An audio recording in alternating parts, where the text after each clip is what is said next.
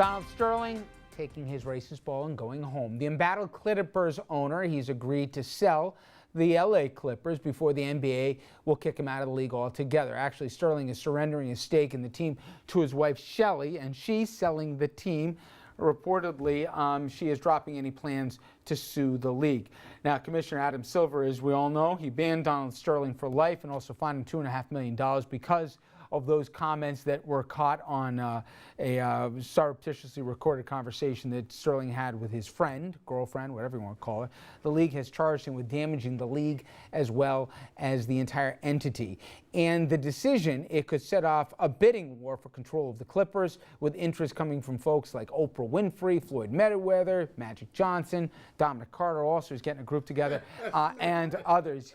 Yeah, he's promised Andrew and I to be ball boys. So, listen, what surprises me only about this is the 180 here. I mean, the wife, she made it clear that she thought, I'm going to leave the guy, okay, but I shouldn't be penalized for his words, retained the prominent law firm. I saw all the antitrust, different markers that were being laid down here. I thought we were looking at a big fight. Well, what we're looking at is the handwriting is on the wall.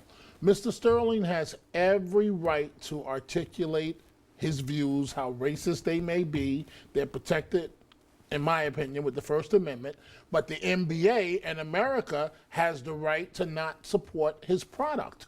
And the handwriting that they're seeing is either you sell the team or we're going to force it almost out of non-existence. Or certainly we'll cut the value of the team in half. Being a smart businessman, you can't deny that he's a very smart businessman. He's going to sell. But it's my contention, and I made this point all along, the NBA really can't force him legally to get out of the game. They can put pressure on him. They can lower the value of the team. I'm not sure about that because the actual Constitution, not the U.S., but the NBA Constitution that every owner signs into, it's like joining a private club. You go by their bylaws.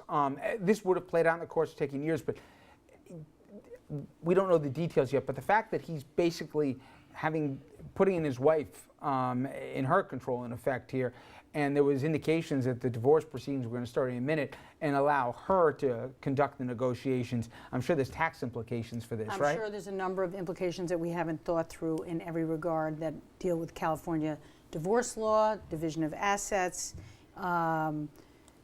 who's more effective as a negotiator. He's quite damaged goods right now. Yep. So I think there's a lot of other factors that go into it, but if you put those aside, I think it's in the best interest of the NBA and the fans to have him out of the game and to keep the team.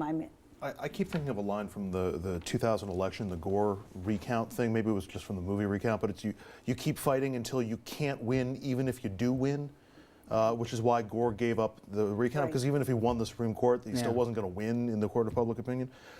The Sterlings now, for the better part of a month, have been the most hated people in America. And that's a heavy burden to bear.